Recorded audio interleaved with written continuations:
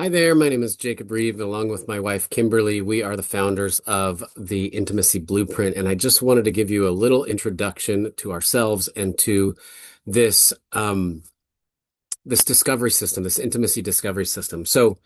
My wife and I have been ministers for over 25 years. We were church planters. We started a, a thing called the Jesus Burger ministry a long time ago. You might have heard of it. There's been a few books written about it. Since then, we're not super involved with that anymore. We're part of different ministries. We're on the board of directors for a couple different missionary organizations. Um, but I was a pastor for about 15 years, and then I lost my voice randomly, and I just got, a curveball thrown at me, and I had to choose a different career. So for a while, we became house flippers, and I became a contractor, and I started doing a lot of different things to support my family. I got my voice back, and in that time, we lost a lot of I mean, we lost our financial support. We lost so much stuff. So we had to really reinvent ourselves. We went through a really hard time as a family. We reinvented ourselves. We overcame those trials and tribulations, and we learned a lot of lessons. And in our marriage, we kind of had a rebirth, both individually and relationally, my wife Kimberly and I. And if you'll see our podcast coming out, we just started a new podcast, and we're going to start having a lot of social media coming out. We haven't been the best at social media. We're too busy having fun, but now we are going to get at it because the Lord has called us to help marriages. And, coming back into ministry, I spent about a year praying and seeking wise counsel about where I could best use my time and where the Lord could best use me. And we came away with, all the counselors in my life. And after prayer and consideration, everyone agreed that I should pursue marriage counseling, and not just that, but creating resources for people. Um, because of the knowledge and the background, my wife and I, we in our church planting, we ended up doing a ton of marriages. We in the counseling for those marriages, we were averaging about 12 marriages a year, and the counseling for those and many other marriages. And so that started about 25 years ago when we started doing that. We've been married almost 30 years ourselves, very happily married. We have 6 kids, 2 grandkids, and we just, we launched this about 5 years ago. My full-time job has been counseling for the last 5 or so years, and I've been putting together this quite an amazing resource for married couples, for counselors, and for churches to make use of. So I wanted to give you a short introduction to ourselves. That was it. And here is this the discovery system that we've created. We realize that marriages have a lot of problems, and look at the statistics. About 50% divorce rate. Now it's a little changing. It's getting a little bit better. It's about a 40% divorce rate statistically, but the other 60%, about half of them are unhappily married. And a lot of that has to do with a lack of communication and a lack of fulfilling intimacy. And so we realized early on, and for the last 5 years, this is like really a big bullseye for us we really want to help the church. The church has I think, a huge need here, in that the church tends to not be super strong in communication, especially regarding sex and intimacy. And because of that, there's a lot of hiddenness and secrecy. And the opposite of intimacy is secrecy. And so to have intimacy, we start with safety, then we go to safety creates honesty, honesty creates vulnerability, and vulnerability creates intimacy. And that's kind of the process to get to an amazingly incredible intimate life together.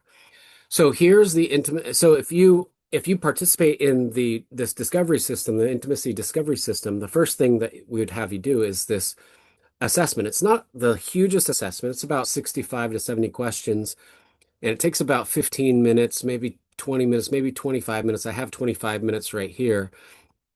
And then you'll receive a report. And if you did this, you'd go to the questions, and then you'd get report. And this is what the report would look like. Your unique intimacy blueprint. About this report, the depth of your intimacy is often reflected in how safe you feel being honest and vulnerable with your partner. This report is designed to help you begin the kinds of conversations that deepen intimacy when approached with honesty, gentleness, and emotional safety. So it features 5 key areas of intimacy. Number one, your safety and communication levels. This is the foundation of intimacy, is your ability to feel safe in your relationship, to communicate about vulnerable things. Number two, your particular regulation style and how you can co-regulate. That's talking about your nervous system. A lot of Christians don't understand how their nervous system works. It's the nervous system that God created. And if your nervous system puts you into different states, whether you're in a defensive state or a relaxed state. And so we want to train you about how to regulate and how your spouse can help you regulate so you could come down to a calm and peaceful place so that you can be productive and not regret your interactions. Next is your blueprint profile. We'll get into this and I'll show you this in a second here. And then the 3 levels of your desire, and then the 4 pillars of sexual health. So here's a random score, generated score.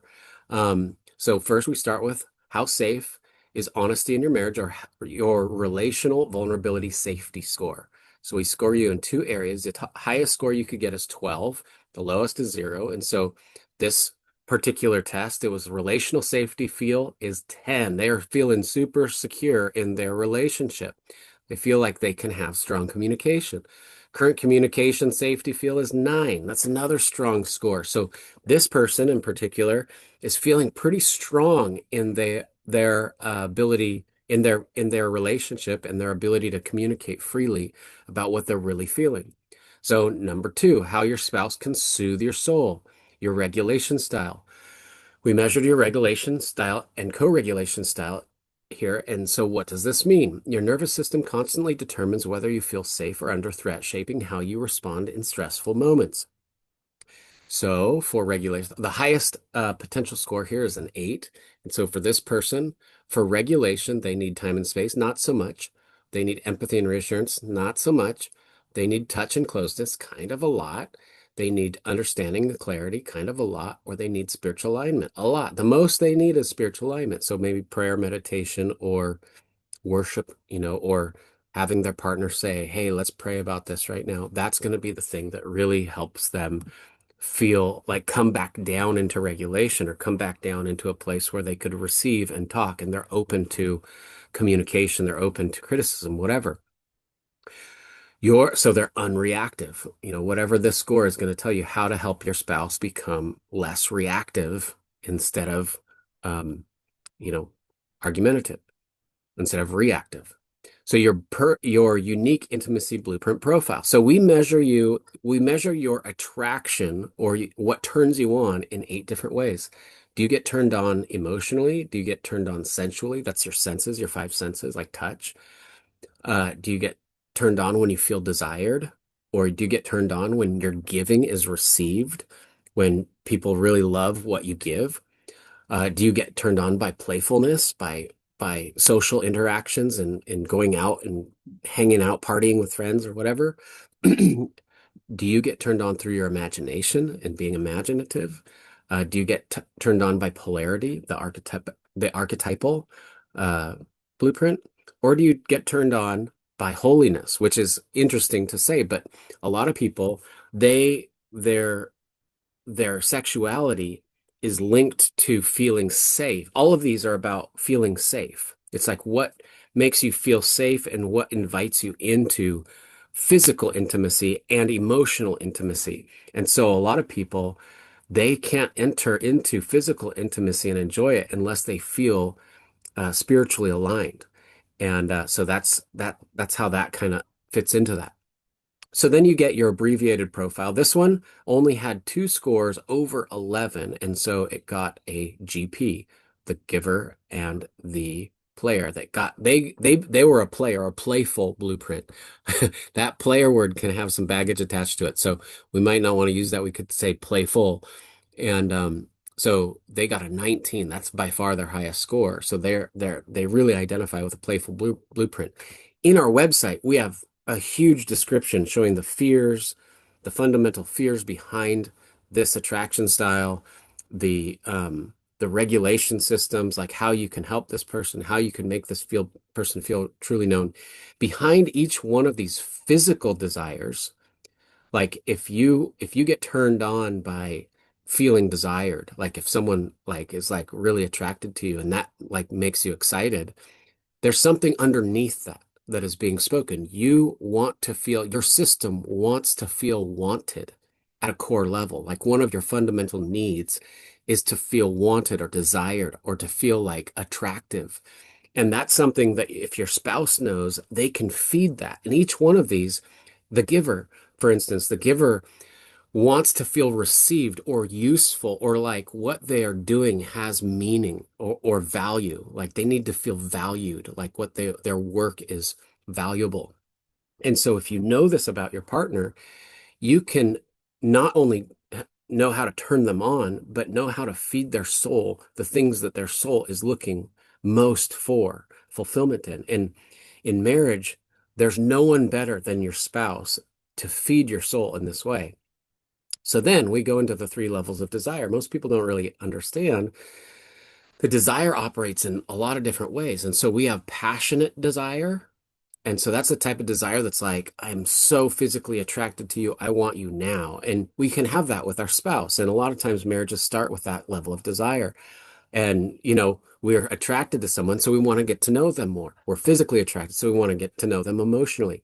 And then it goes into the connected desire or emotional desire. And that's the desire. It's more of like a fascination with a person. That's kind of a soul level. So if the passionate level is a physical level, the connected desire is a soul level. And then here's the spiritual desire, a committed desire. And that's the desire to spend your future with the person. It's the type of desire that says, hey, I want to get married with you. I want to be loyal to you. I want you to be loyal to me. I want to enter into a covenant with you forever. I want to seal this. And so these three different levels of desire all have different things attached to them. So like the passionate desire, what turns you on, what causes your desire to grow physically is different than what causes your emotional desire to grow. So for a lot of people, you need, for everyone, we need all three of these. And in marriages, a lot of times after you've been married for a few years, you tend to only have the committed, like if you don't do a good job of stewarding your passionate desire and your connected desire, all you'll be left with is your committed desire. And once you lose your emotional connection, that's where marriages start to fall apart. You can lose your passionate connection and still be okay. But when you lose your a lot of times you lose your passionate connection and that causes you to lose your emotional connection. It makes you stop wanting to care as much. And so all you're left with is this. And out of those people that are only left with this, less than half of them survive. Most of them say, I need this to stay in this marriage. And I'm just talking about I'm not talking about right and wrong, whether it's right or wrong to stay with someone. I'm talking about what actually happens. And 50% or so of Christians get divorced because usually almost 100% of them, it's because of this. This one isn't being met. Some of them it's because of this. Some of them it's because someone couldn't, control themselves and they had an affair or whatever it was.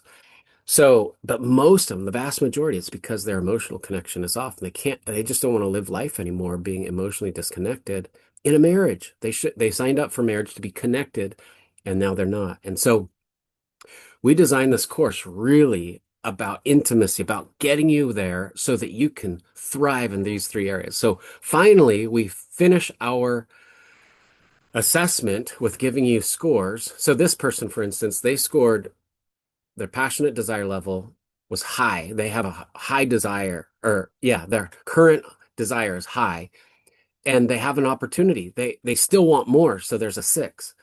This one, their connected desire level is 8. They love being with their partner, but their connected desire opportunity, they feel like they're pretty fulfilled in this. So there's not a lot of opportunity there because they're already thriving in this area. Kind of, they have some room. They can grow in this area. Committed desire level, this person is someone that has been is super committed. They feel super secure in their relationship. And so their desire opportunity is at a zero. There's not really any room to feel more committed than they already are. They're feeling totally secure, totally loyal, like there's zero room to grow. So these scores are really important to see how you're feeling and where you can grow. So for this couple, they have some opportunity to grow their passionate desire, and they have a little bit of opportunity still to control to increase their emotional desire, connected desire. Finally, we talk about the four pillars of sexual health, which talks about your diet, your fuel level, which is has to do with the food that you eat and the fuel that you give yourself, your strength, how your cardiovascular health affects your sexual capability. Then your environmental health. A lot of people are just struggling because their environment is challenged. They have a lot of stress, a bunch of kids, maybe a lot of stressful work, stressful home life, whatever it may be. They don't have privacy. Whatever it is, their environment is causing them to not have a lot of opportunities for sexual capability. And then their sexual psychological health, which is the mental challenges. Maybe they're carrying baggage from, maybe they're offended at their partner. Maybe they have, they have a negative self-image. There's a lot of psychological problems that could come up.